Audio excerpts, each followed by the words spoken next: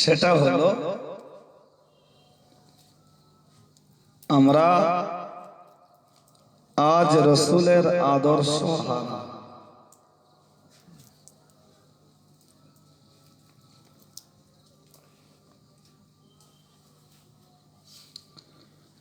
নবী পাকের জীবনী শুনলে চোখে পানি আসে।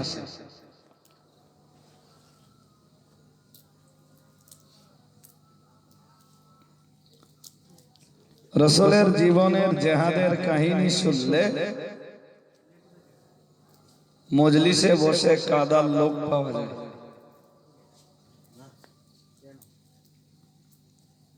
কিন্তু রসুলের আদর্শ বাস্তবায়নের লোক সমাজে তাদের সংখ্যা খুব নগণ্য।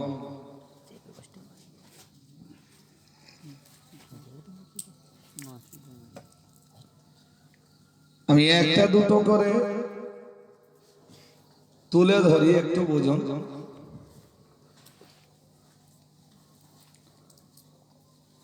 কোন দিকটাই বা বলবো?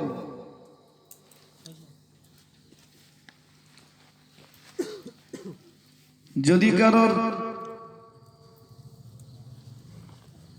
অর্থনৈতিক জীবনের কথা ভাবি,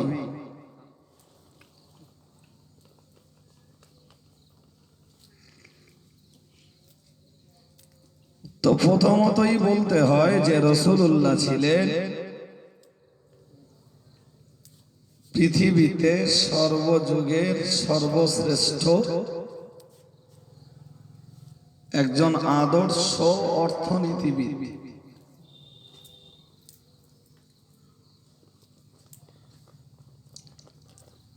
তাম পৃথিবীর অর্থনীতিবিদরা তার কাছে শিশু।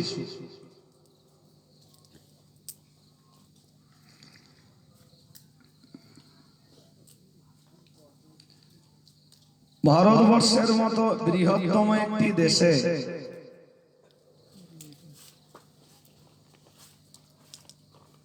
বিভিন্ন প্রকারের সম্পদ আল্লাহ দিয়েছেন। এরপরেও অর্থনৈতিক দিক দিয়ে ভারত সুদের উপরে নির্ভরশীল, জুয়ার উপরে নির্ভরশীল। জি, বেশ্যাখানার মতো নোংরা পল্লীর উপরে নির্ভরশীল।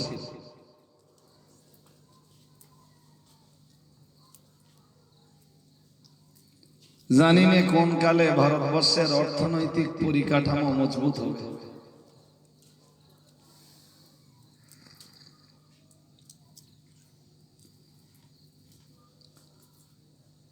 অর্থনৈতিক পরিকাঠামোতে শক্তিশালী একটি দেশ আমেরিকা।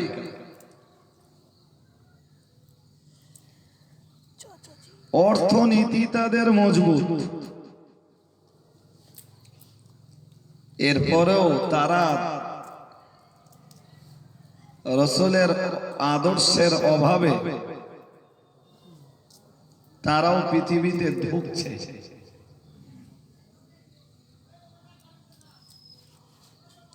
বাপ বেটাকে মর্যাদা দেয় না, বাপ বেটাকে স্নেহ করে না, বেটা বাপকে মর্যাদা দেয় না।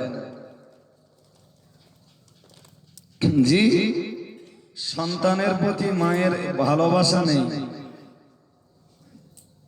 সন্তান মাকে বুড়ি আঙুল দেখায়, স্বামী স্ত্রীকে নেয় না, স্ত্রী স্বামীকে নেয় না।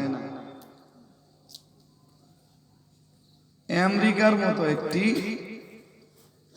কান্ট্রিতে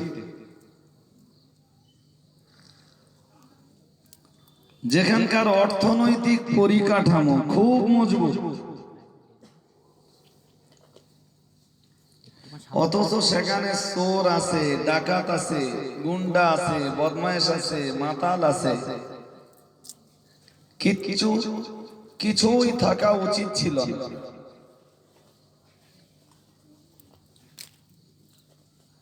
অভাব একটাই, সেটা হলো প্রিয় রাসূলের নীতি। এইটা না।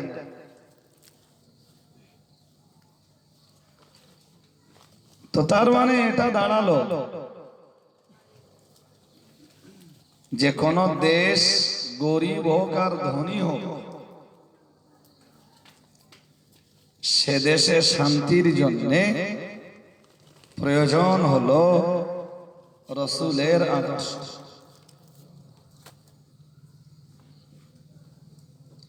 আপনি রাসূলকে খুঁজুন, সন্তানের প্রতি মা বাপের দায়িত্ব কি সেটাও পাওয়া যাবে, আর মা বাপের উপরে সন্তানের দায়িত্ব কি সেটাও পাওয়া যাবে।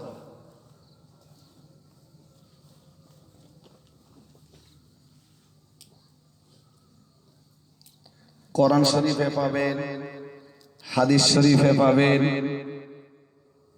একদম অ্যাভেলেবেল।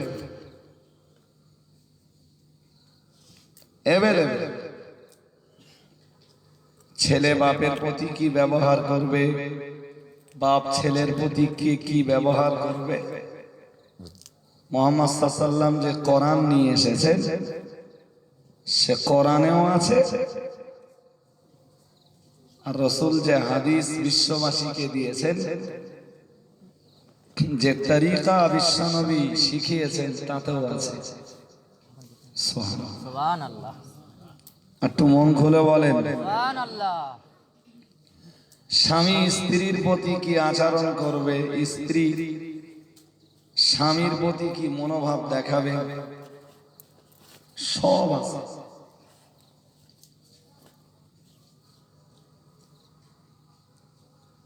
আমরাও যদি আমাদের ফ্যামিলিগুলোতে রাসূলের এই আদর্শের বাস্তবায়ন ঘটাতে না পারি, তো আমাদেরও ধরতে হবে।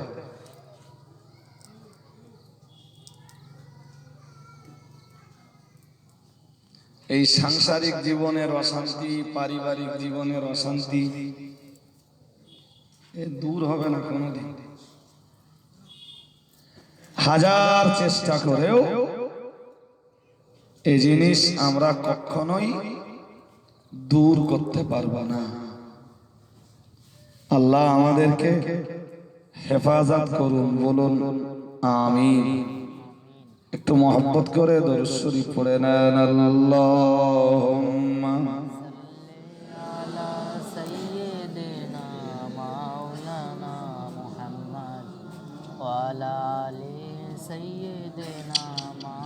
وعلى آل سيدنا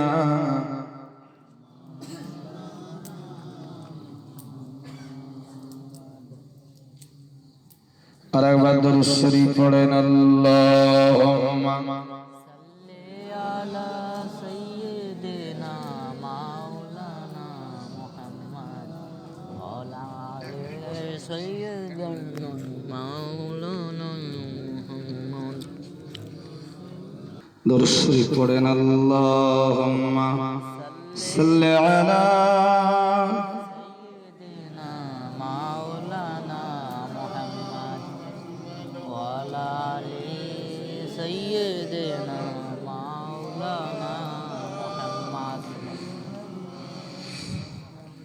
চলো তো, যে কথাগুলি আমি বলছিলাম একদম গোছানো কথা।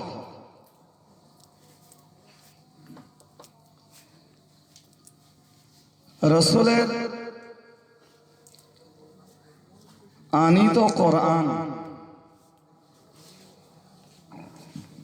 এবং প্রিয় রাসূলের জবানে বর্ণিত হাদিস তথা সুন্নাতে নববী অনুকরণ আমরা যখনই করব, তো শান্তি আসবে পরিবারে, শান্তি আসবে দাম্পত্য জীবনে, জি শান্তি আসবে সমাজে, শান্তি আসবে অর্থনৈতিক জীবনে, চিটিংবাজ, ধোঁকাবাজ, দাগাবাজ, মিথ্যাবাদী সমাজে কিছুই মিলবে না। আমাদের জীবনের অভাব যেটা, সেটা আমরা রাসূলের আদর্শের কাছে আর তার রেখে যাওয়া নীতি নৈতিকতার কাছে আমরা অবনত হতে পারি না।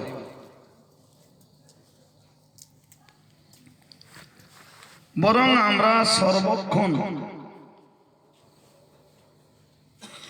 মানুষের রচনা করা নীতি নৈতিকতাকে আশ্রয় দিয়ে চলি। ভাই,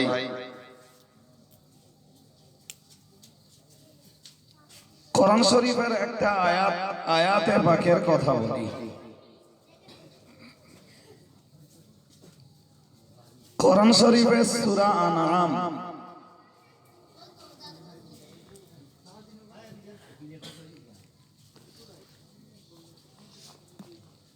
খুব খেয়াল করে শোনেন।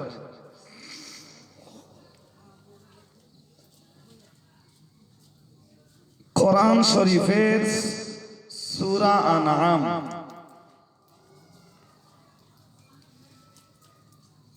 সম্ভবত 151 নম্বর আয়াত।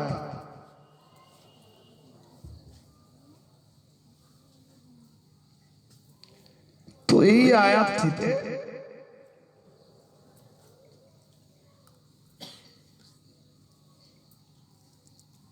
আল্লাহ পাক মানব জাতির জন্য কিছু নসিহত করেছেন।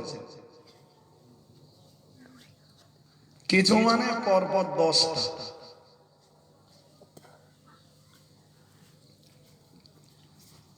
দশটা নসিহত করেছেন, ওসিয়ত করেছেন আল্লাহ।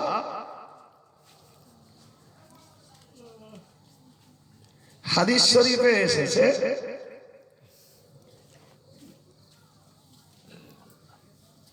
প্যারা রাসূল বলেছেন, কেউ যদি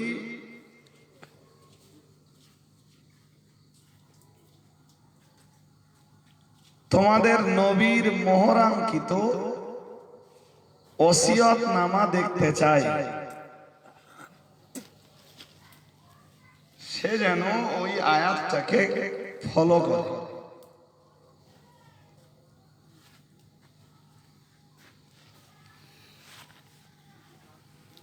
প্রিয় রাসূলের মোহরাঙ্কিত নসিহত,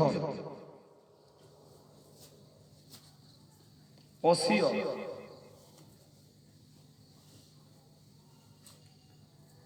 আমি সেই ওসিয়ত গুলো আজকে সব বলে ফেলবো এই ইচ্ছা এরাদা নিয়ে বসি।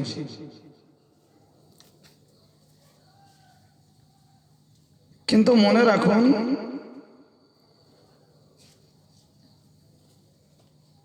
কোরআন শরীফে রয়েছে 8 পারা, সূরা আনআমের 151 নম্বর আয়াত। কুল, অগর রাসূল আপনি বলুন, তাআলাও, এসো তোমরা,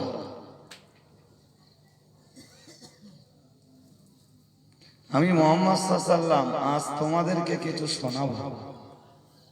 সুবহানাল্লাহ, একটু খুশি হয়ে বলুন। তো আয়াতটিতে কি রয়েছে, নবী ওদেরকে কি শোনালেন?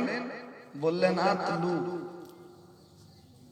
আমি পাঠ করব, আমি তেলাওয়াত করব।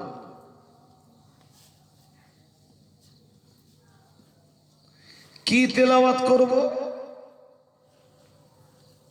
মা হাররামা রাব্বুকুম আলাইকুম, তোমাদের প্রতি তোমাদের প্রতিপালক যেগুলিকে হারাম করে দিয়েছে সেইগুলোকে তেলাওয়াত করে শোনাবো।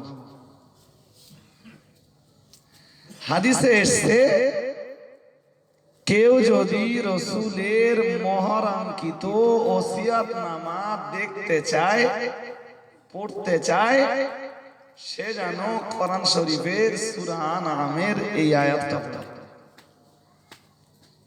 একটু সুবহানাল্লাহ বলো। সুবহানাল্লাহ।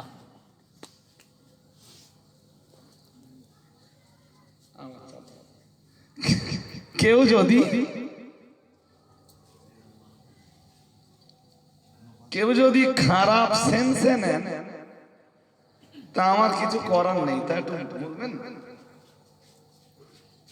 আমরা ফুরফুরা শরীফের মুজাদ্দিদুজ্জামান কুতুবুল আলাম আমিরুশ শরিয়াত আলা হযরত দাদা হুজুর কিবলাকে বাংলার মুসলমানদের হেদায়েতের রাহবার হিসাবে জানি এবং মানি। তার ওসিয়াত নামাকেও মর্যাদা দিই এবং যারা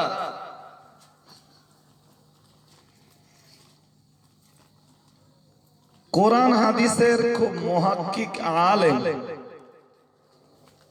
তারা জানেন যে দাদা হুজুর কিবলার ওসিয়াত নামাতে যা যা আছে সবগুলো কোরআন হাদিস দিয়ে প্রমাণ করানো যাবে। সুবহানাল্লাহ বলেন। সুবহানাল্লাহ। একটু মন খুলে সুবহানাল্লাহ বলেন। জি ভাই, যদিও কাজটার খুব করা খুব দরকার ছিল,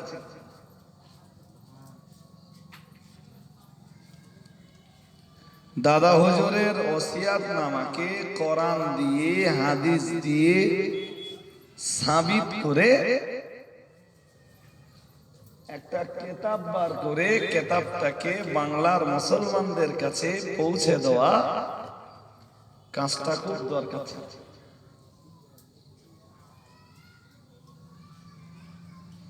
আজও দাদা হুজুর কিবলার বিরোধী যে গোষ্ঠীটা আছে তাদের কাছে আপনি ওসিয়াতনামার কথা বললে তারা একজন ব্যক্তির ওসিয়াতনামা, তো তাতে আর কি, এরকম মনোভাব দেখাতে পারে।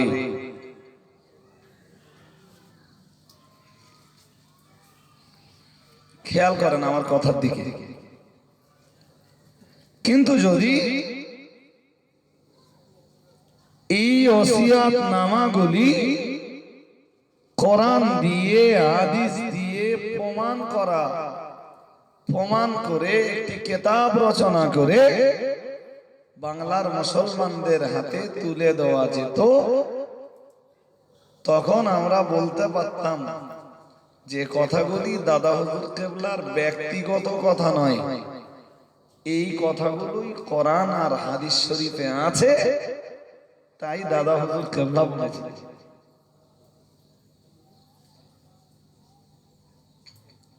সে করবে কি? দেশে দাদা হুজুর কিবলার ভক্তের অভাব নেই, অভাবেই তা কাজ করার লোক নেই।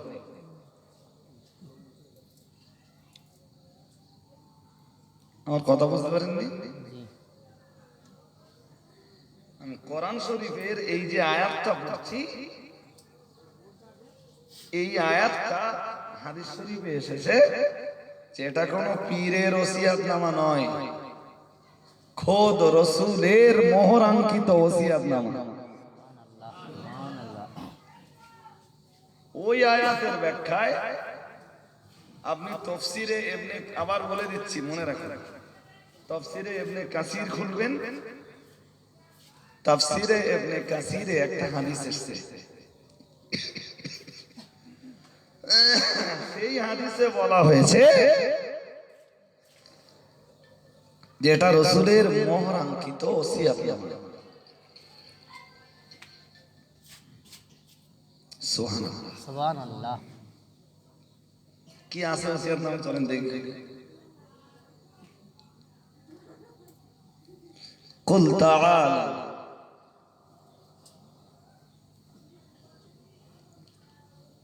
ও নবী আপনি বলুন, তাআলাও এসো তোমরা, আতলু মা হাররামা রাব্বুকুম আলাইকুম, আমি সেইগুলো তোমাদেরকে তেলাওয়াত করে শোনাবো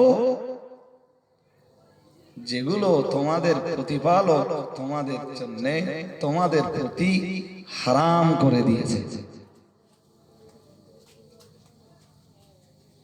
জি চলেন এবার দেখি কি আছে।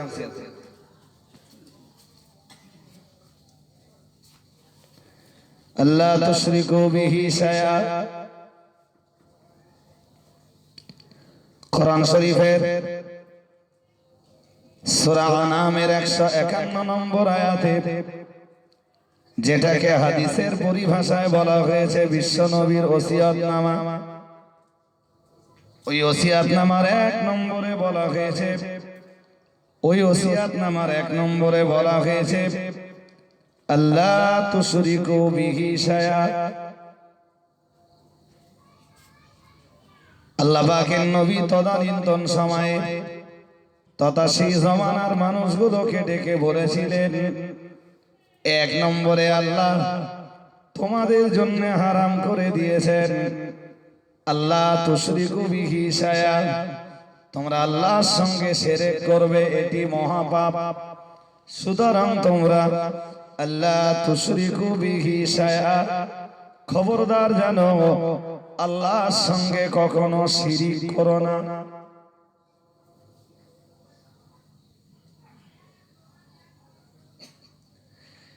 সে শিরিক আল্লাহর জাতি নামের সঙ্গে হতে পারে, সে শিরিক আল্লাহর সিফাতি নামের সঙ্গে হতে পারে, সে শিরিকটা শিরকে আসগার হতে পারে, সে শিরিকটা শিরকে আসগার হতে পারে, সে শিরিকটা শিরকে জালি হতে পারে, সে শিরিকটা শিরকে খফি হতে পারে। যেটাই হোক শিরক করো, আল্লাহ তুশরিকু বিহি,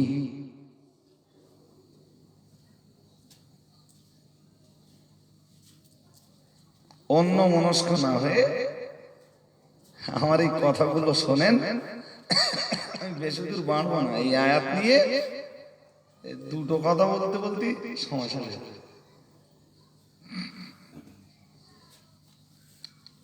কোরআন শরীফের একটা আয়াতেরও ব্যাখ্যা দেওয়ার যোগ্যতা আমার নেই।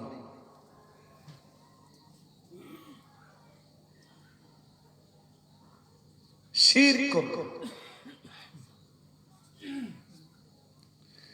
শিরক শব্দটা আরবি শব্দ, ওর সাদা বাংলা হলো, ইংরেজিতে বলে পার্টনার,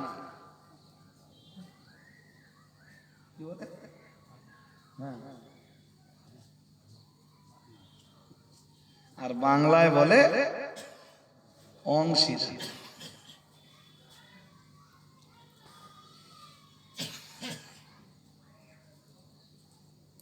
অর্থাৎ আল্লাহকে তুমি এক বলে স্বীকৃতি দিয়েছো, স্বীকার করেছো, সুতরাং আল্লাহর সঙ্গে কাউকে পার্টনার নির্বাচন করো না, আল্লাহর অংশীদার কাউকে বলেন।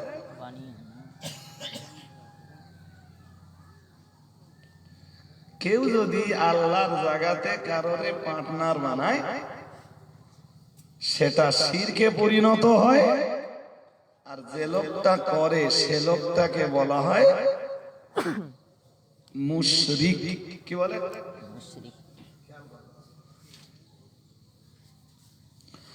কোরআন শরীফে মহান আল্লাহ ওজন্যই বললেন সূরা আনামের 151 নম্বর আয়াতে, আমার আল্লাহ পাক রব্বুল আলামিন বললেন আল্লাহ তুশরিকু বিহি শাইআ, আমার আল্লাহ পাক রব্বুল আলামিন বললেন না না না না না, আল্লাহর সঙ্গে শিরিক করো না। অন্য আয়াতে সূরা লোকমানে আল্লাহ বললেন লা তুশরিকি বিল্লাহ, আমার আল্লাহ পাক রব্বুল আলামিন বললেন খবরদার খবরদার আমার আল্লাহর সঙ্গে তুমি শিরিক করো না। ইন্নাশ শিরকা লাযুলমুন আযীম, আল্লাহ পাক রব্বুল আলামিন বললেন শিরিক হলো আমার আল্লাহর প্রতি মহা অত্যাচার।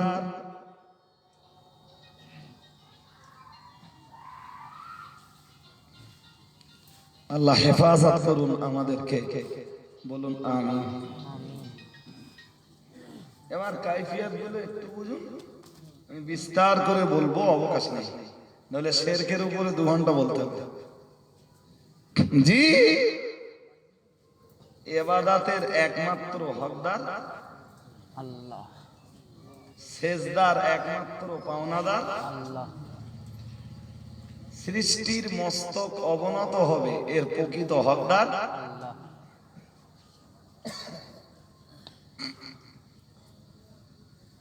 কেউ যখন মাজারে যে সেজদা দেয়,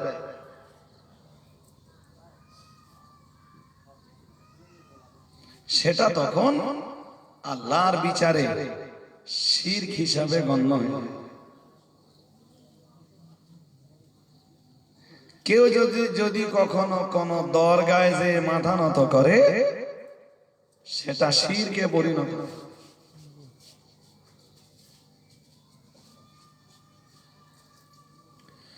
একজন সাহাবী জিজ্ঞেস করেছিলেন, ইয়া রাসূলুল্লাহ, ইয়া হাবিবাল্লাহ, হুজুর আমি আপনাকে সালাম করব, আমি আপনাকে মুসাফা করব। ইয়া রাসূলুল্লাহ, ইয়া হাবিবাল্লাহ, হুজুর আপনি যদি অনুমোদন করেন তো মুসাফা করবার সময় হুজুর আপনার জন্য একটু মাথা নত করব, আপনার জন্য মস্তক অবনত করব। প্যারা নবী মুহাম্মদুর রাসূলুল্লাহ সাল্লাল্লাহু আলাইহি ওয়াসাল্লাম বলেছিলেন, আমরা হাদিস শরীফে পড়েছি, রাসূলুল্লাহ বলেছিলেন কালালা, ও সাহাবী শোনো, খবরদার খবরদার আমি রাসূলুল্লাহ আমার জন্য মাথা নত করবে না। সুবহানাল্লাহ, সুবহানাল্লাহ। মাথাটা নিচু হবে শুধু আল্লাহ, কোন পীরের জন্য না। আর কোন পীর যদি মাথা নত করতে বলে তো অটোমেটিক্যালি বুঝতে হবে যে সেটা পীর না, সেটা শয়তান, সেটা সেটা দার্জালের চেলা, হ্যাঁ চেলা, পূর্বসূরি। কি সুরি? বলে পূর্বসূরি। ওগো না গো,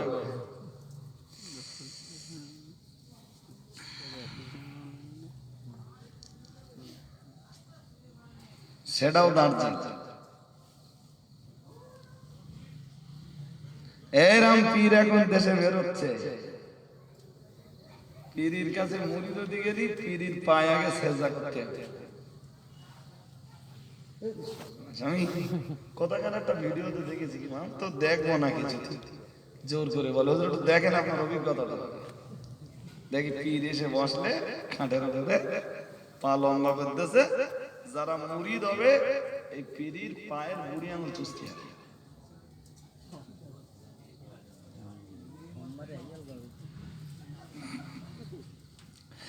আল্লাহ পাক রব্বুল আলামিন ওই জন্য কোরআন শরীফে নবীর জন্য যে ওসিয়াতনামা দিয়েছেন, ও বাবাজিরা ভাইরা, যেটা কোরআন শরীফের 151 নম্বর আয়াত দিয়ে শুরু হয়েছে, আমার আল্লাহ পাক রব্বুল আলামিন ওজন্যই 1 নম্বরে বলেছেন আল্লাহ তুশরিকু বিহি শায়া, না না না না না, তোমরা আল্লাহর সঙ্গে শরীক করতে পারবে না। ও বাবাজিরা ভাইরা, আমার আল্লাহ কোরআন শরীফে এটাও জানিয়েছেন, মাইয়ুশরিক বিল্লাহি ফাকাদ হারামাল্লাহু আলাইহিল জান্নাহ। আমার আল্লাহ পাক রব্বুল আলামিন জানিয়েছেন, এই দুনিয়ার যে মানুষটি আল্লাহর সঙ্গে শিরক করবে, ফাকাদ হারামাল্লাহু আলাইহিল জান্নাহ, আল্লাহর জান্নাত তার জন্য হারাম হয়ে যাবে।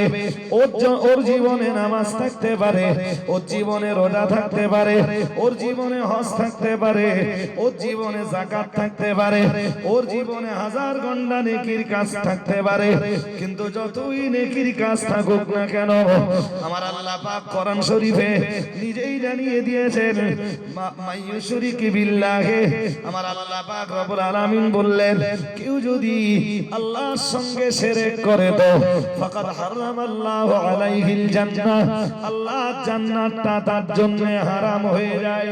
আর আল্লাহর জান্নাত হারাম হওয়া মানে জাহান্নামটা তার জন্য অপরিহার্য হয়ে যায়।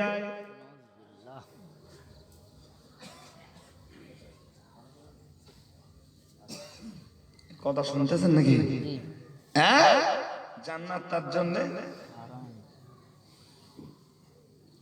বেধর্মীদের শিরকিয়াতের কোন অনুষ্ঠানে আপনি যেতে পারবেন না, কোন অনুষ্ঠান অনুমোদন নেই।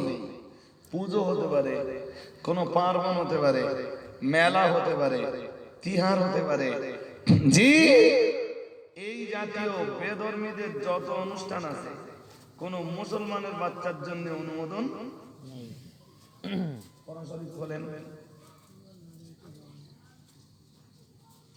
ফতোয়ার কিতাব পড়ে, কোরআন শরীফ খোলেন, কোরআন শরীফের আয়াতই রয়েছে।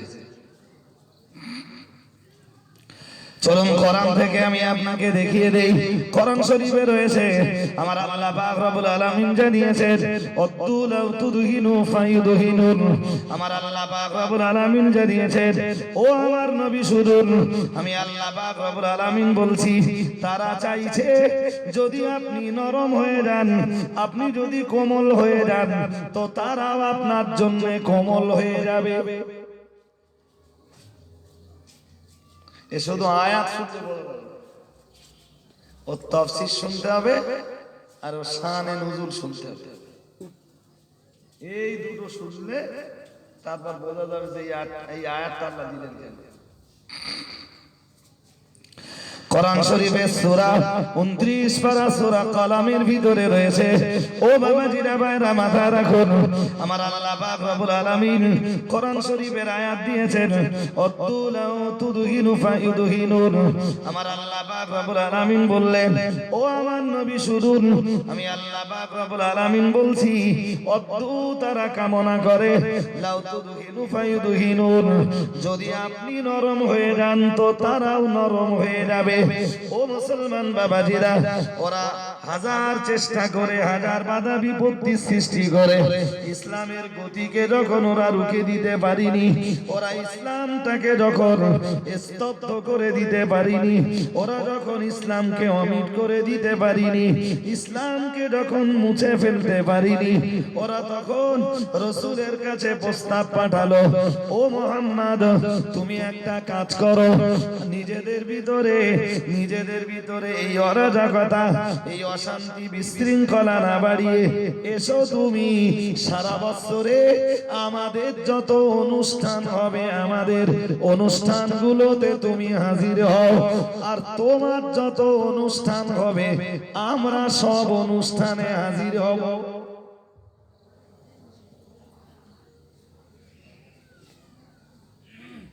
কি বুঝতেছেন?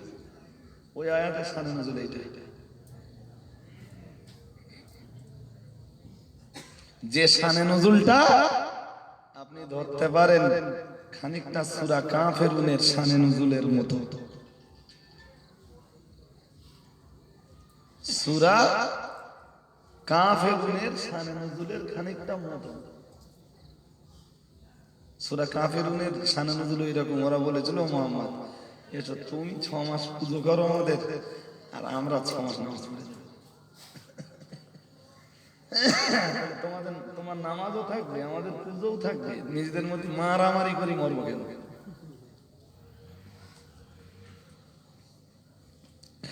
ওরা এসে আল্লাহ পাকের রাসূলকে প্রস্তাব করলো, ও মুহাম্মদ শোনো, ও মুহাম্মদ শোনো, তুমি আমাদের যত ধর্মীয় অনুষ্ঠান হবে আমাদের অনুষ্ঠানগুলোতে হাজির হয়ে যাও, আমরা তোমার অনুষ্ঠানগুলোতে অংশ নেব।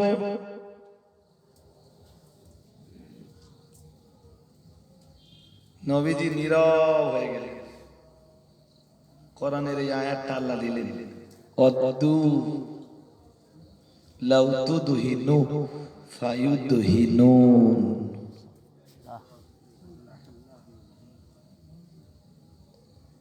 কথা বুঝতেছেন? জি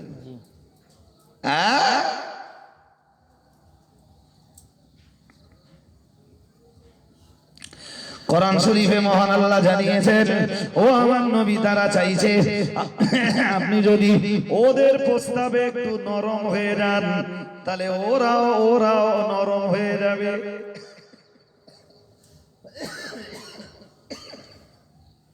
আর আমি আপনাকে বলছি, ওয়ালা তুতিউ কুল্লা হাল্লাফিন মাহিন, খবরদার ওদের মতো ব্যক্তিদের অনুসরণ আপনি করেন না। সে ব্যক্তিদের পরিচয় কি? আল্লাহ বলেন ওদের পরিচয় হলো হাল্লাফ। ওরা ঘন ঘন কসম দেয়, ঘন ঘন কসম খাই। মাহিন, আর ওদের মন খুব সংকীর্ণ, খুব নিচু মানসিকতার লোকেরা।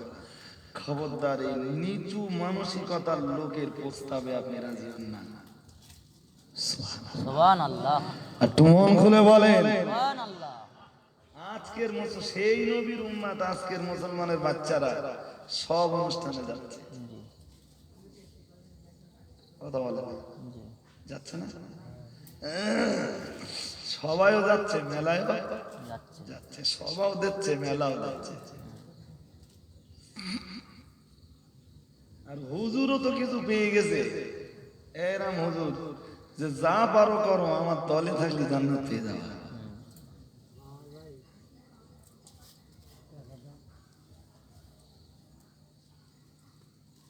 যে যা করতে করুক, নবীর উম্মত আছে কিনা? নবী কোন উম্মাত মানে জান্নাতে যাবে না। বলেন? একজন উম্মাত বাকি থাকতে নবী জান্নাতে যাবে না। শেষের দিকে যদি সময় সুযোগ পাই তো এটা একটু বলবানি। জি জি, ওই এবছরের একটা লম্বা ওয়াজ রয়েছে, এবছর এই কদিন আগে নেওরা দিঘির ওয়াজ। ওইটা একটু ইন্টারনেট থেকে খুঁজে বার করে শুনছেন, ইউটিউবে সার্চ দিলেই চলে আসবে। 2.5 ঘন্টা ধরে করেছিল। উম্মাত হতে গেলে কি করা লাগবে, খানিকটা পরিচয় তার ভেতরে আছে। নবী উম্মাত না নিয়ে জান্নাতে যাবেন না, এটা তো 100% ঠিক, কিন্তু উম্মাত তো হওয়া লাগবে। জি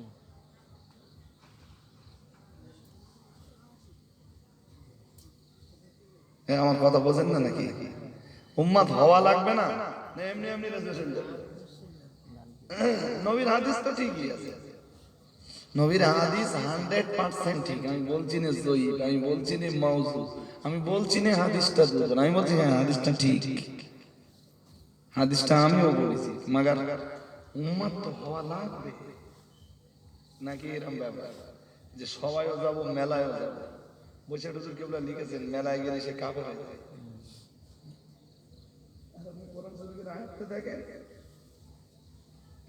ওরা নবীরে প্রস্তাব দিল, তুমি আমাদের সব অনুষ্ঠানে এসো, আমরা তোমাদের সব অনুষ্ঠানে যাব। আল্লাহ কোরআন শরীফে বললেন, ওয়ালা তুতিউ কুল্লা হাল্লাফ, ও নবী, ওদের একটারও আপনি অনুসরণ করেন না। ওদের কোন উৎসবে আপনার অংশ নেওয়া হবে না। আপনি ওদেরকে ডাকুন, ডেকে বলুন লাকুম দীনুকুম ওয়ালিয়া দীন। সুবহানাল্লাহ। সংঘাত যা বেঁধেছে আরো বাঁধবে, কোনো আপোষ নেই, কোনো না। মুসলমানের ছেলেরা যাচ্ছে দশমীর অনুষ্ঠান, আরে বাবা তাদের ধর্ম তারা পালন করবে, আমরা বাধা দিতে যাচ্ছি? না কথা বলেন না।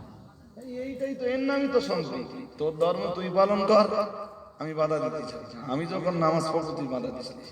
আমার মসজিদে যদি মুসল্লি একটাও না হয়, তোর নামাজ পড়তে ডাকবে না, ডাকবে? এর নাম তো সম্প্রীতি।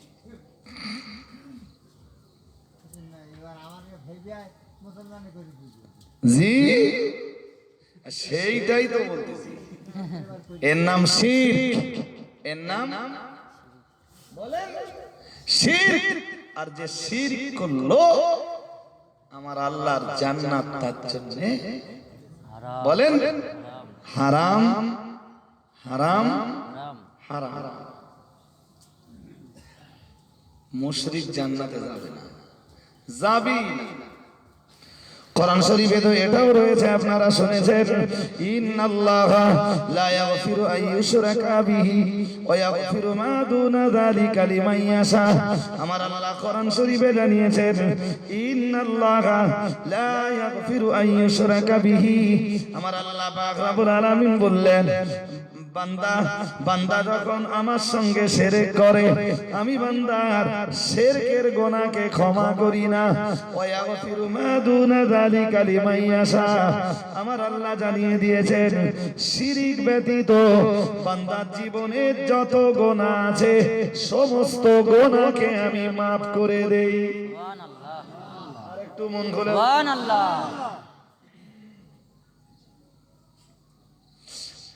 কোমর পুকুরের মেলায় আপনারও যাওয়া হবে না, আর আপনার কচি কাঁচা যায় কিনা সেটা আপনাকে দেখতে হবে।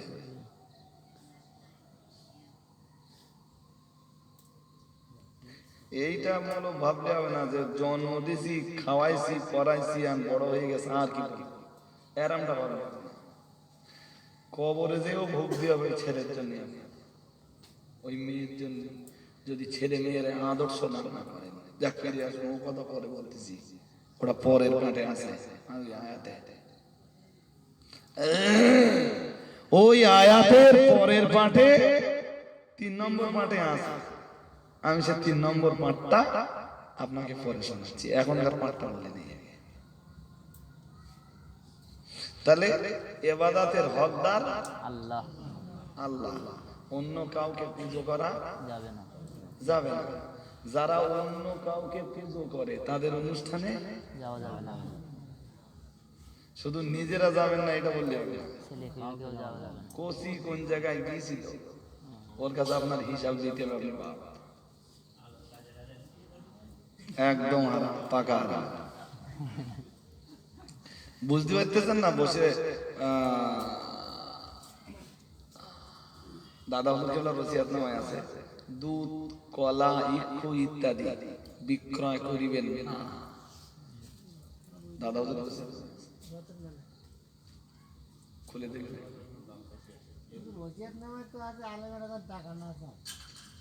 রসিয়াতনামায় আছে। আসলে আগে আমি বলেছি, আপনারা খেয়াল করেন না, ওইটা দাদা হুজুরের রসিয়াতনামা না। দাদা হুজুর কেবলার ওসিয়াতনামাটা আসলে কোরআন অথবা হাদিস। সুবহানাল্লাহ। সুবহানাল্লাহ একটু মন খুলে বলেন। সুবহানাল্লাহ কেউ যদি দাদা হুজুর কেবলার ওসিয়াতনামা নাই মানে, ধরেন আমি মানি, আপনার জোর করার কিছু আছে? তাহলে ওইটা নিয়ে চাপ নিলে হবে। আমি মানতিস কিনা ওইটা সবার আগে রাখতে হবে।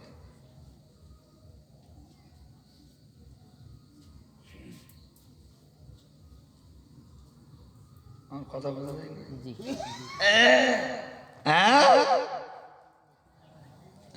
ভালো করে মাথা রাখুন, হাদিস শরীফে এসেছে। আমি আপনাকে বুঝিয়ে দিতে চাইছি, আমার আল্লাহর নবী জানিয়ে দিয়েছেন, লা তুশরিকি বিল্লাহি, তুমি আল্লাহর সঙ্গে শিরক করো না।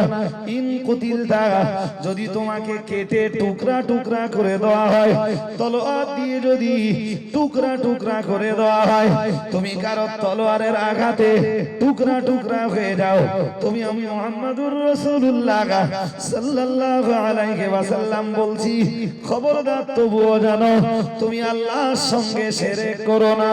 যদি তুমি আমার আল্লাহর একত্ববাদের জন্য, ওয়াহদানিয়াতের জন্য নিজের জীবনটা উৎসর্গ করে দিতে পারো, দুনিয়ার জালেমদের কাছে তোমায় টুকরা টুকরা হতে হলেও আল্লাহর জান্নাতটা তোমার নসিবে কবুল হয়ে যাবে। সুবহানাল্লাহ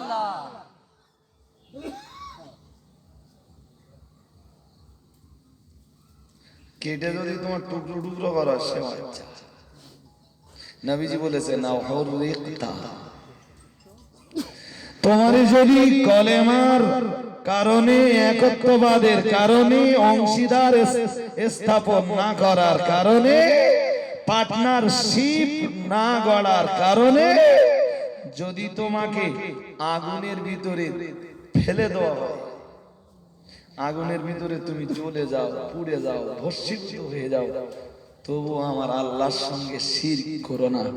দুনিয়ার এই আগুনটাকে যদি বরণ করে নিতে পারো, জাহান্নামের আগুন আল্লাহ তোমার জন্য হারাম করে দেবে। সুবহানাল্লাহ।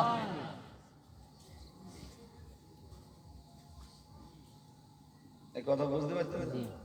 এটা তো গেল শিরকের আর একটা পর্যায়, সেটা হলো যেসব ক্ষমতাগুলো ক্ষমতা সরকার আল্লাহ আর জোর করে বলে আল্লাহ আল্লাহ, রুজি দেওয়ার ক্ষমতা আল্লাহ আল্লাহ, পানি দেওয়ার ক্ষমতা আল্লাহ আল্লাহ, রোগ দেওয়ার ক্ষমতা আল্লাহ রোগ সারানোর ক্ষমতা আল্লাহ।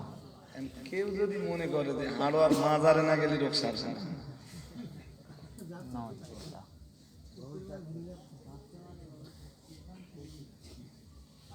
আমার কথা বোঝা যায়নি?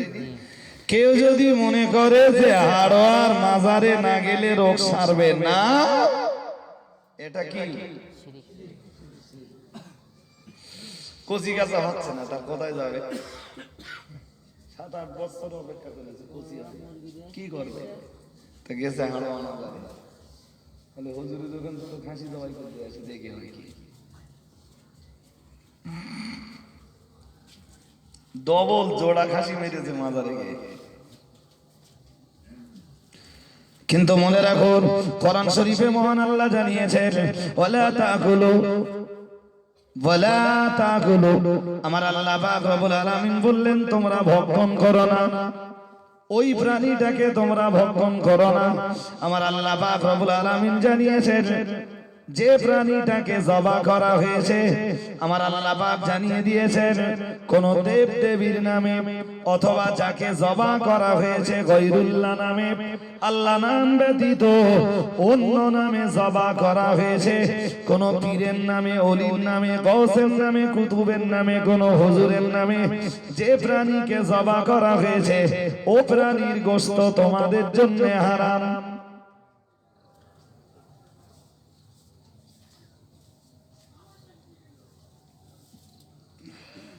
ভাই, কোরআন শরীফে যে কত জ্ঞান আছে,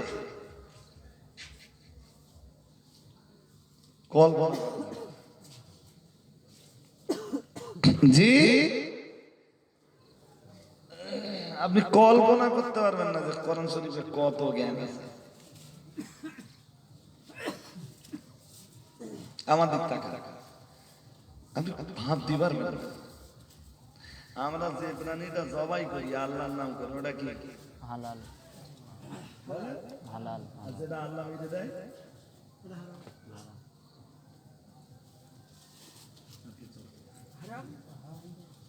ইহুদিরা নবীর ওই প্রশ্ন করেছিল, লয় মুহাম্মদ, আল্লাহ যে প্রাণীটা মেরে দেয় সেটা হারাম হয়, আর তুমি যে প্রাণীটা জবাই করো সেটা হালাল হয়।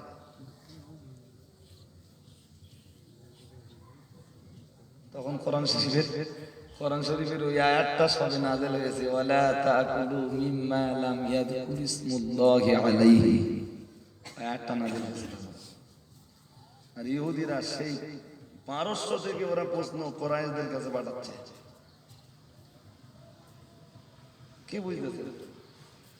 নবীকে প্রশ্ন পাঠাচ্ছে, মুহাম্মদ তুমি যেটা, তোমরা মুসলমানরা যেটা আল্লাহর নাম লে জবাই করলে ওইটা হালাল হয়ে গেল, আর যেটা আল্লাহ মেরে দিলে সেটা হারাম হয়ে গেল।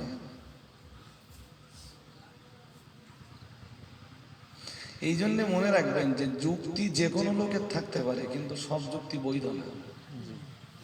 সব যুক্তি বৈধ নাই। না,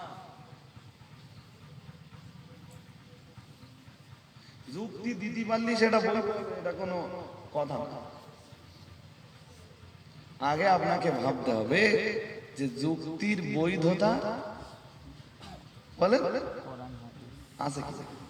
একটা ছেলে খুব জোরে গাড়ি চালাচ্ছে, তো একজন প্রবীণ লোক এবং বুদ্ধিজীবী মানুষ, এডুকেটেড ছেলেটা জিজ্ঞেস করতে, যারা কাছে তুই এত জোরে গাড়ি চালাস কেন? তাহলে গাড়ি আমি এই জন্য জোরে চালাই যাতে অ্যাক্সিডেন্ট না অ্যাক্সিডেন্ট না তাহলে সে কি করবে?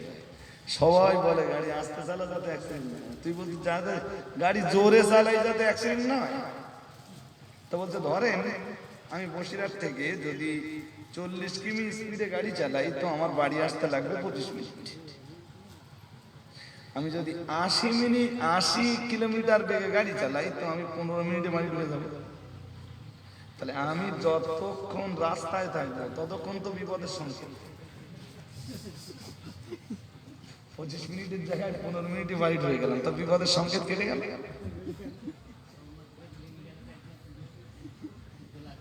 ওর কথা যুক্তি আছে না? যুক্তি নেই। ও যে যুক্তিটা দেখিয়ে এই জন্য দেখবেন ওই ক্লাস 11-12 যারা পড়ে যাদের দর্শন পড়ানো হয় যুক্তির বৈধতার উপরে একটা পর্ব আছে, যারা স্কুলে পড়ে স্কুলে। আর যারা মাদ্রাসা লাইনে মান্তিক পড়ে যুক্তির বৈধতার উপরে তাদের একটা গল্প থাকে পড়ার। সবাইকে পড়তে হয়।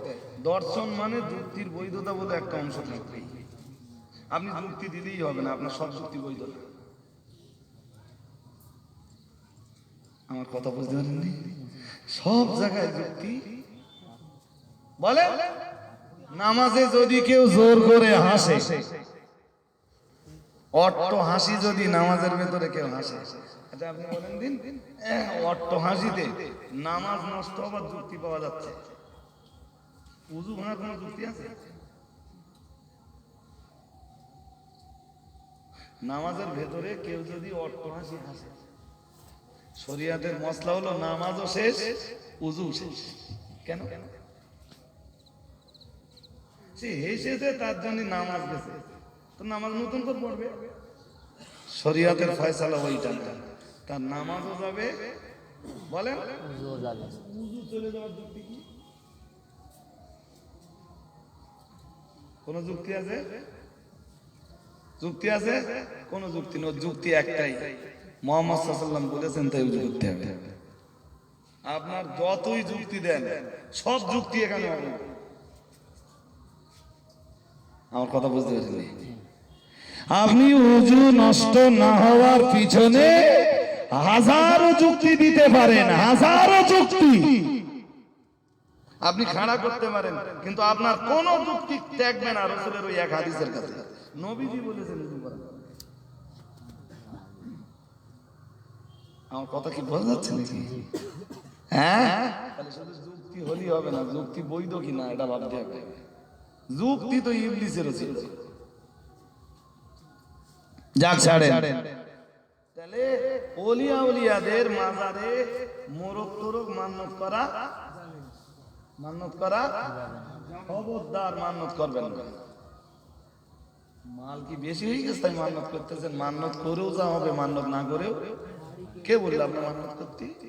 নবীজি বলেছেন কেউ যদি তার মালের ঘাটা ডেকে আনতে চায় যে আমার মাল বেশি হয়ে গেছে এটা কমে যাবে, নবী বলেছেন সেই যেন মান্নত করে। কোন যুক্তি নেই তো মান্নত করা। ছেলে হাসপাতালে ভর্তি, মা গেছে গোরাসাদ বাবার দরবারে, যে বলতেছে গোরাসাদ বাবা তুমি আমার ছেলে ফিরিয়ে দাও। হায়াত মন্ত্রের মালিক আল্লাহ। বলেন আল্লাহ মালিক আল্লাহ, গোরাসাদ বাবার কাছে চাচ্ছে, দ্যাট ইজ শিরক। এটা শিরক। বিয়ে করেছে 3 বছর কচি কাঁচা কিচ্ছু হয় না, বউটা একদম পাগলিনীর মতো ঘুরে বেড়াচ্ছে। কোন জায়গায় গেলি কচি হয়, কোন জায়গায় গেলি কচি হবে। কচি হবার জন্য যেটা দরকার সেটা করতে রাজি আছে, কচি দরকার।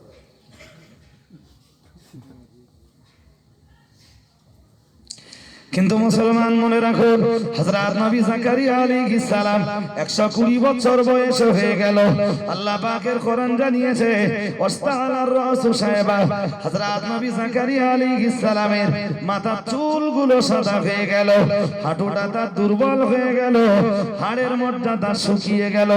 ও বাবাজি রে ভাইরা, এক কথা 120 বছর বয়স মানে তিনি বুড়ো হয়ে গেছেন, আজও পর্যন্ত কোনো সন্তান হলো না। না না না না না, আল্লাহ পাকের নবী জাকারিয়া আলাইহিস সালাম সন্তানের জন্য দুনিয়ার কোন দরবারে গেলেন না। সুবহানাল্লাহ। সুবহানাল্লাহ। শুধু একটা দরবারে হাত ওঠালেন, আল্লাহ। সে দরবারটা রব্বুল আলামিনের দরবার। সুবহানাল্লাহ। একটু মন করে বলেন। সুবহানাল্লাহ। শুদ্ধ ছুটতেছে এখান সেখান, কোন জায়গায় গেলে গেছি কোচি জোর করে কেউ দিতে পারে? না।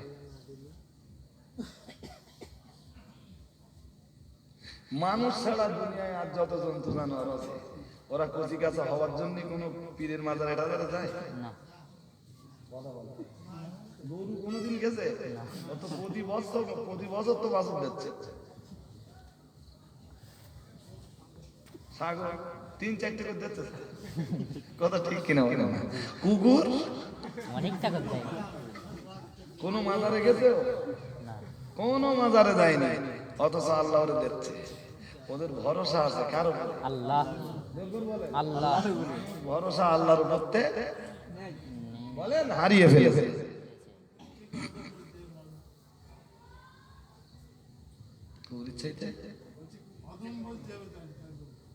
যেটা আপনারা বোঝেন,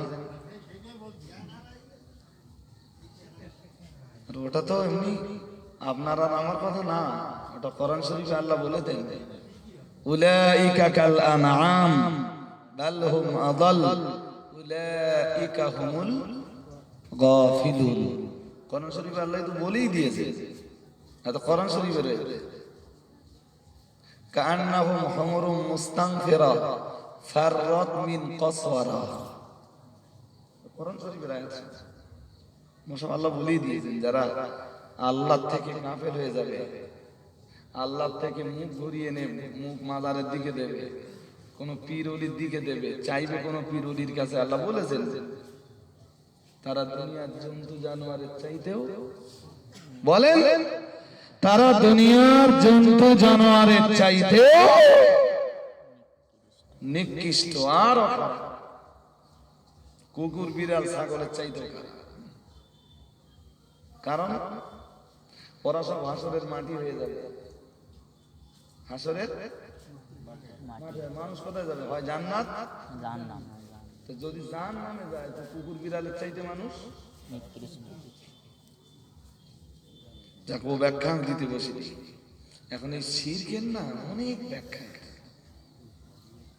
যে ক্ষমতাগুলো আল্লাহর, যেগুলো দেওয়ার ক্ষমতা, করবার ক্ষমতা আল্লাহ, ওই ক্ষমতাগুলোতে আপনি কারোর অংশ নিতে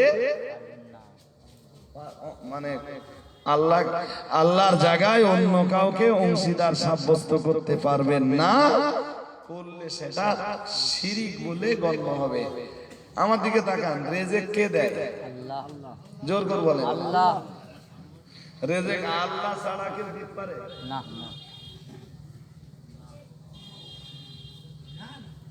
আল্লাহ ছাড়া রেজেক কেউ দিতে পারে না।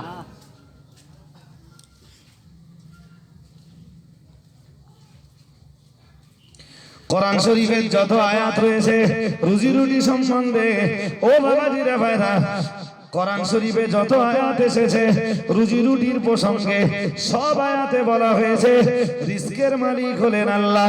আল্লাহ পাক রব্বুল আলামিন তার রাসূলকে বলতে বলেছেন, ও নবী আপনি বলুন মাইয়ারযুকুকুম, কে তোমাদের রিজিক দান করেন?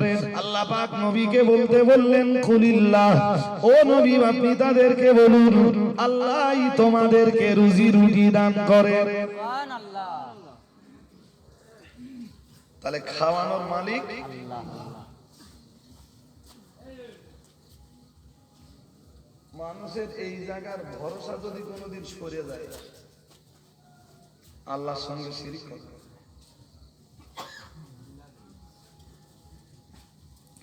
হাদিস শরীফের একটা হাদিসে এসেছে প্যারা নবী মুহাম্মদুর রাসূলুল্লাহ সাল্লাল্লাহু আলাইহি ওয়াসাল্লাম আমার আল্লাহর নবী জানিয়ে দিয়েছেন, আল্লাহ পাকের হাবিব জানিয়েছেন, ইন্নার রিজকা লা ইয়াতলুবুল আবদা আও কামা ক্বালা আলাইহিস সালাম। প্যারা নবী মুহাম্মদুর রাসূলুল্লাহ সাল্লাল্লাহু আলাইহি ওয়াসাল্লাম আমার আল্লাহর নবী জানিয়ে দিয়েছেন, ইন্নার রিজকা লা ইয়াতলুবুল আবদা আও কামা ক্বালা আলাইহিস সালাম। আমার আল্লাহর নবী জানিয়ে দিয়েছেন, নিশ্চয় রুজি রুটি আল্লাহ পাকের বান্দাকে খুঁজে বেড়ায়। সুবহানাল্লাহ। কথাটা বুঝতে পারবেন? আমরা সবাই বলি যে রেজেক আমরা খুঁজি, আর নবী বলেছেন রুজি আমাদের খোঁজে। রুজি যেদিন জান নসিবি যেটা লেখা আছে সে সেটা খাবি, আর যেদিন জান নসিবি যেটা লেখা নেই বলে না। বেলা 12টা পর্যন্ত, দুপুর বেলা 12টা পর্যন্ত বেঈমশাইয়ের বাড়ি কেটে গেছে। দুজন যেয়ে বাজার করেছে, বাগদা চিংড়ি কিনেছে, খাসির গোস্ত কিনেছে, ইলিশ মাছ কিনেছে, রান্না বান্না প্রায় শেষ হওয়ার পথে গোসল করা হয়ে গেছে, হঠাৎ বাড়িতে মরণ খবর। সেই ইলিশ মাছ বের বাড়ি, বাগদা চিংড়ির ঝোল বলে বের বাড়ি, খাসির গোস্ত রান্না সব বের বাড়ি। বাড়ি এসে দুপুরবেলা খাওয়াই হয়, তার মানে রেজেক দুপুরবেলা লেখাছে গেছে। আমার কথা কিছু বোঝেন নাকি? হ্যাঁ, ওই জন্য নবী বলেছেন লা ইয়াতলুবু ইন্নার রিজকা লা ইয়াতলুবুল আবদা, রুজি আল্লাহর বান্দাকে খুঁজে বেড়ায়। সুবহানাল্লাহ বলেন। সুবহানাল্লাহ। আর একটু মন খুলে বলেন, সুবহানাল্লাহ। এই বিশ্বাস কি আপনাদের আছে? জি। সবার আছে? তাহলে সুদ খাচ্ছে কেন?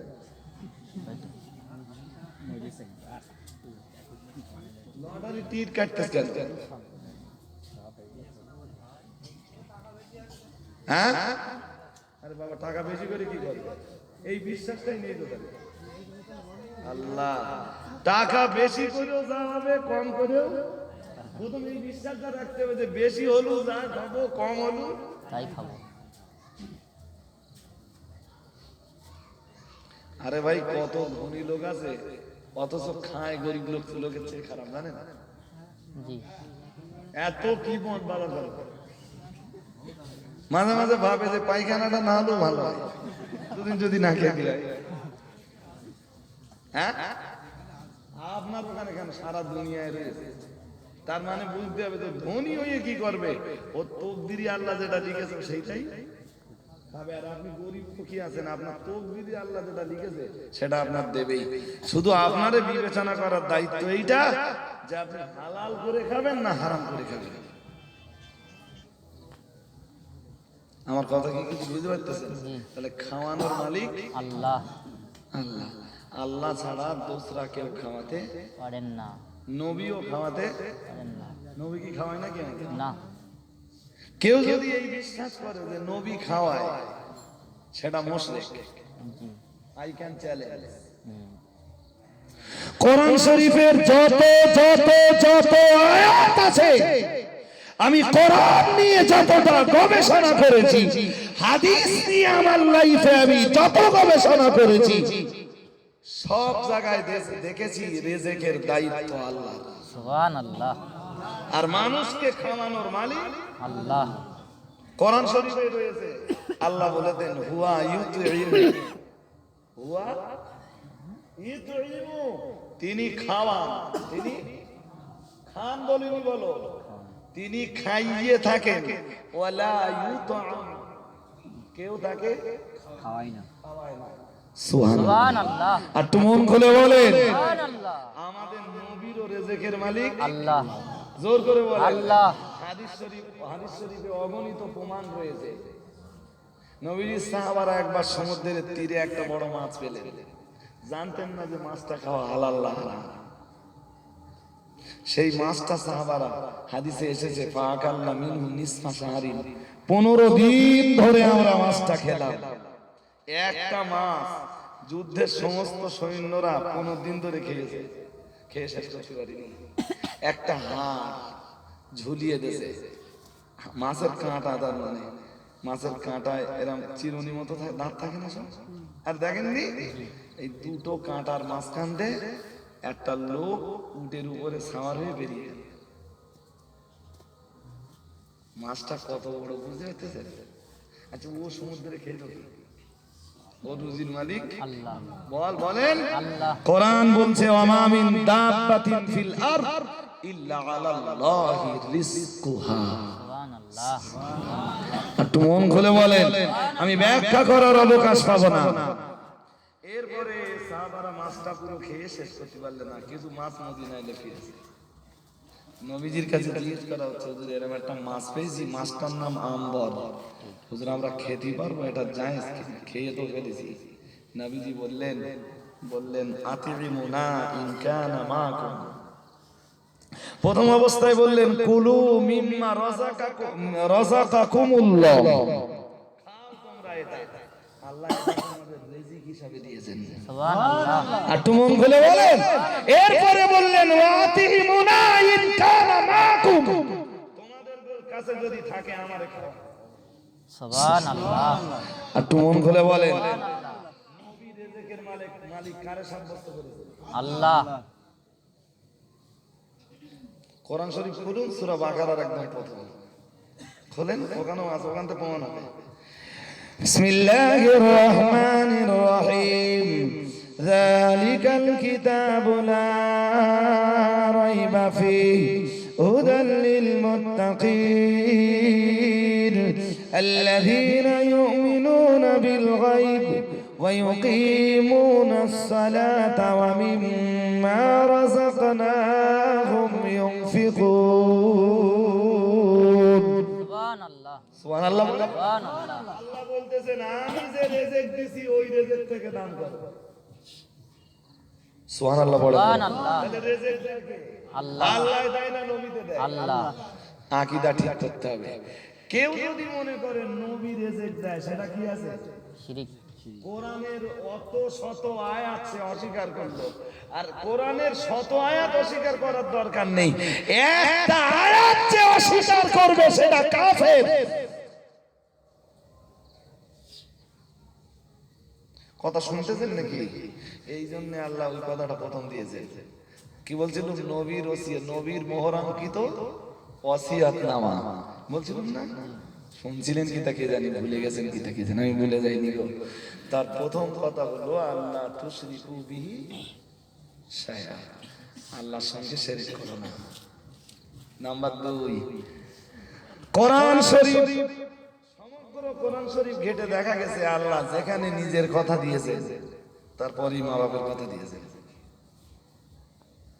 যেখানে আল্লাহ তার ইবাদতের কথা বলেছেন সেখানে আল্লাহ তারপরই মা বাবার প্রতি সৎ আচরণের কথাটা দিয়েছেন। সুবহানাল্লাহ। একটু মন করে বলেন। সুবহানাল্লাহ। আমাদেরকে সৃষ্টি করেছেন আল্লাহ, আর আমাদের এই লালন পালনের দায়ভার বহন করেছেন মা বাপের উপরে। কথা বলেন। তাহলে আল্লাহর পরে আমাদের এই দেহটাই অবদান কাদের বেশি? এই জন্য আল্লাহ বলেছেন কোরআনে যেখানে দেখবেন আল্লাহর ইবাদতের কথা আছে সেখানে দেখবেন মা বাবার কথা আছে, সব জায়গায়। কোরআন শরীফ খুলুন, সূরা বনী ইসরাঈল, ওয়া কাদা রাব্বুকা আল্লা তা'বুদু ইল্লা ইয়্যাহু ওয়া বিল ওয়ালিদাইনি ইহসানা। সুবহানাল্লাহ। একটু মন খুলে বলেন। সুবহানাল্লাহ। যেখানে আল্লাহ তার ইবাদতের কথা দিয়েছেন সেখানে মা বাপের সেবার কথা দিয়েছেন। কিছু ছেলে আছে যারা মা বাপের সেবা শুশ্রূষা করে না, আছে না? না জি। কথা বলে না, ও জাহান্নামী হয়ে যাবে, নো ডাউট, নো ডাউট, কোনো সন্দেহ নেই। মায়ের সেবা, বাপের সেবা যে সন্তানে করতে পারিনি ও সন্তান জাহান্নামী হয়ে যাবে, কোনো সন্দেহ নেই। কোনো সন্দেহ। এবার দেখেন, এবার মজাটা দেখেন যে আয়াতে একদিকে আল্লাহ সন্তানকে দিচ্ছেন মা বাপের সেবার দায়িত্ব, আর মা বাপকে কি দিচ্ছেন? ওর পরের অংশ দিচ্ছেন। কি চ্যাম্পিয়ন আয়াত! এরপরে আল্লাহ মা বাপের দায়িত্ব দিচ্ছেন, ওয়ালা তাকতুলু আওলাদাকুম সন্তান মেরে ফেলো না। সন্তান মেরে ফেলো না। তার মানে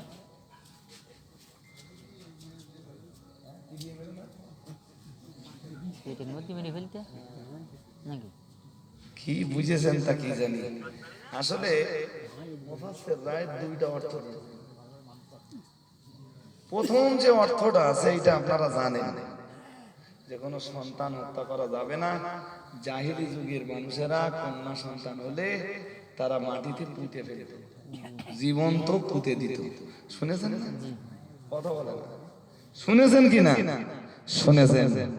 আল্লাহ ওই ঘটনার প্রতিবাদ করে বললেন লা তাকতুলু, আয়াত পড়তে পারেন না আপনারা নাকি? লা ওয়ালা তাকতুলু আওলাদাকুম মিন ইমলাকিন। আল্লাহ বললেন সন্তান হত্যা করো না। এখন আর কোন মা বাপ সন্তান হত্যা করে? পেটের মধ্যে করে ফেলতে দেখা যায়? পেটের মধ্যে মানে দুনিয়া সম্বন্ধেও আমরা কত পিছিয়ে এখন। কোরআন হাদিস তো বুঝি নে, দুনিয়াটাও জানি। খবরের কাগজ পড়েন না? পড়েন না? পড়ে দেখবেন যারা খবরের কাগজ পড়েন যে তিকন প্রেমে পড়ে কত মা সন্তানকে নদীতে ফেলে দিচ্ছে। 3 বছর বয়স সন্তান নদীতে ফেলে দিচ্ছে। 3 বছরের সন্তানের গলায় ছুরি চেল কেটেছে। 3টে সন্তান, বাবা সন্তান 3টে, বউটারে একসাথে করে ফেলতেছে। প্রেমের আগুন, পরকীয়া। আবার সুপ্রিম কোর্ট রায় দিয়েছে যে পরকীয়া বৈধ। পরকীয়া যে যত পারে করে। নাউজুবিল্লাহ বলে, একটু জোর করে নাউজুবিল্লাহ বলে। আজ আমি পরকীয়ার ব্যাখ্যা দিতে বসিনি, শুধু প্রসঙ্গ এলো তাই বলে দিল। নবীজি বলতেন যে আমি 4টে জিনিসকে ভালোবাসি, তার ভিতরে একটা হলো নিসা। একটা নিসা মানে নারী। নবী বলতেন আমি নারী ভালোবাসি, তবে পর নারী না। আমি রাসূল ভালোবাসি আমার স্ত্রীদের। সুবহানাল্লাহ। একটু মন খুলে বলেন। সুবহানাল্লাহ। আজকে সমাজও নারীরে ভালোবাসে, তো নিজের বউরি না, ভালোবাসতে জন্য জায়গায়। রাগ করতেছেন নাকি? বাস্তবটা বলতেছি। ছেলেরাও তাই, বউ থাকতে পরকীয়া, অন্য জায়গায় যাচ্ছে।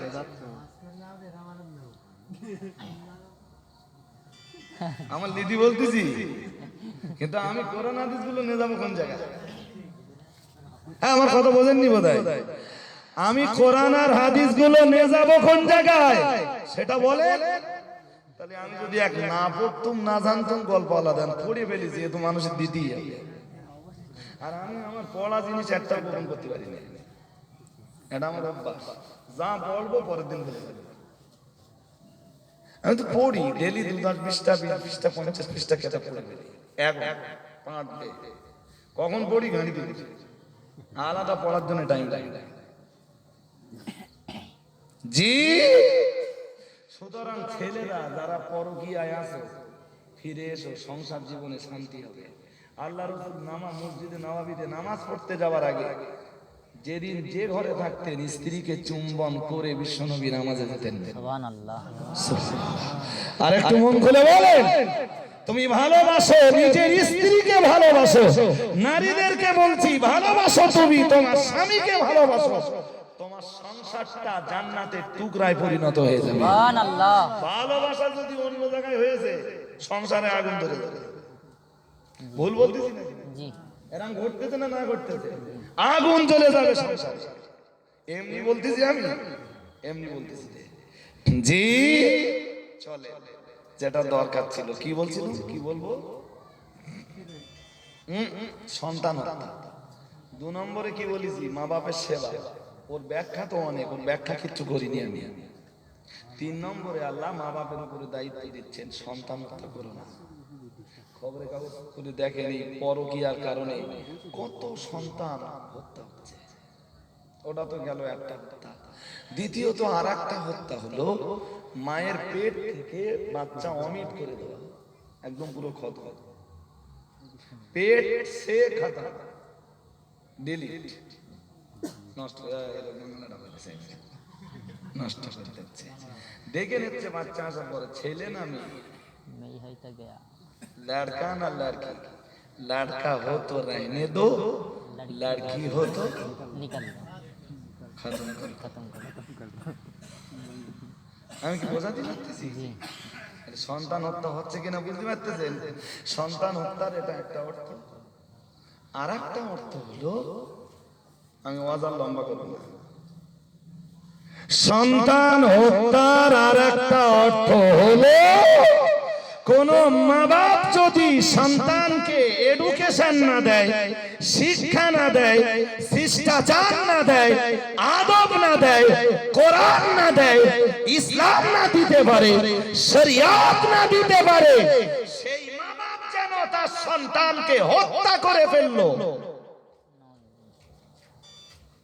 আমার কথা বুঝতে পারেন হত্যা করে ফেলা আর আদব শিষ্টাচার শিক্ষা ইসলামী শিক্ষা না দেওয়া মুফাসসিররা বলেছেন দুটোর কোনো পার্থক্য নেই দুটো কি দুটো বরং হত্যা করার চাইতে সন্তানকে ইসলামী জ্ঞান না দেওয়াটা আরো মারাত্মক আরো আমি বুঝলাম আমি বুঝিয়ে দিচ্ছি এবার ধরুন আপনি আপনার সন্তানকে মেরে দিলেন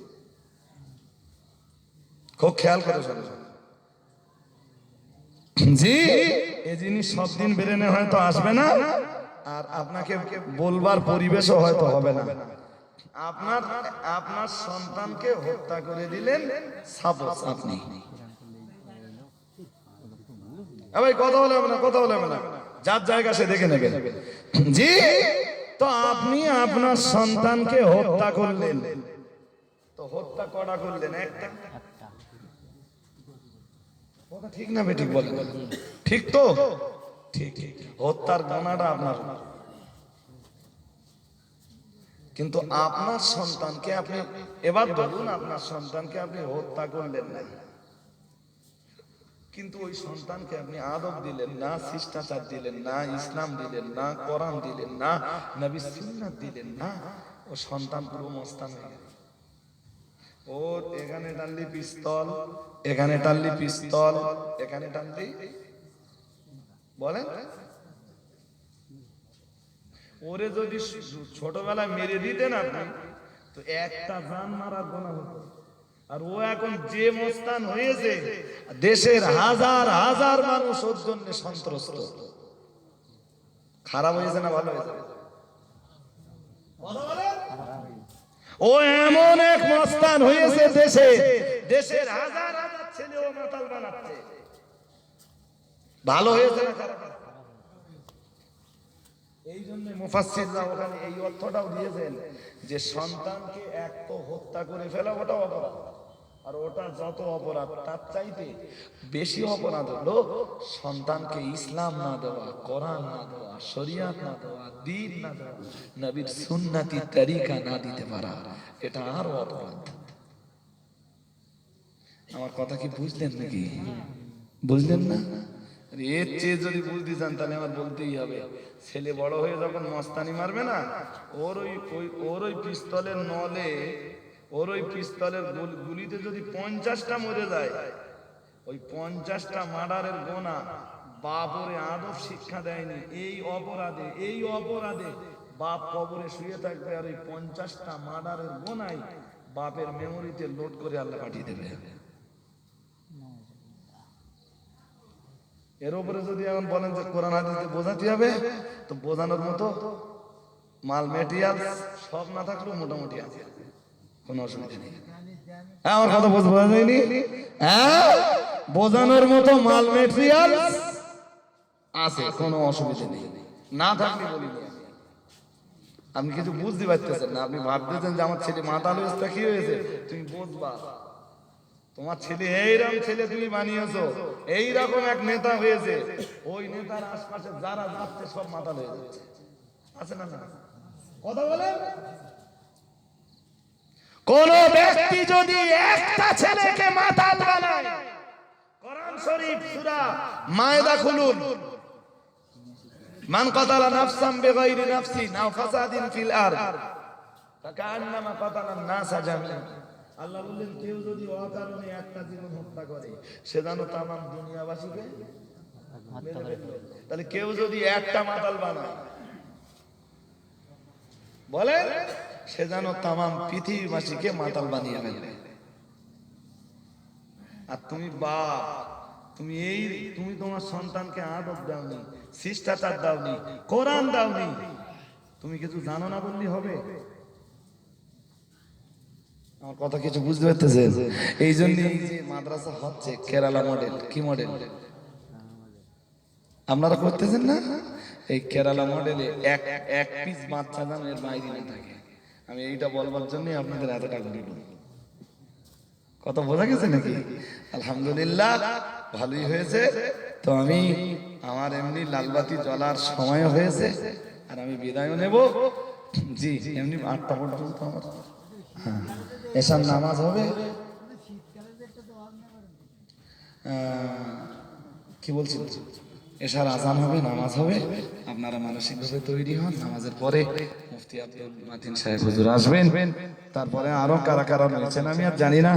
আমার দাওয়াত অনেক দূর, আমি সময় এমনি মেনটেন করতে পারবো না। তারপর ভাবলা গেট আছে, যদি গেট একবার পড়ে গেছে তখন এই জন্য গাড়িও আমার এখানে নেই। ভেবিয়া কেউ একটু বাইকে দিয়ে আসুক ভেবিয়া পর্যন্ত, ওখান থেকে আল্লাহ যাই। আসসালামু আলাইকুম ওয়া রাহমাতুল্লাহ।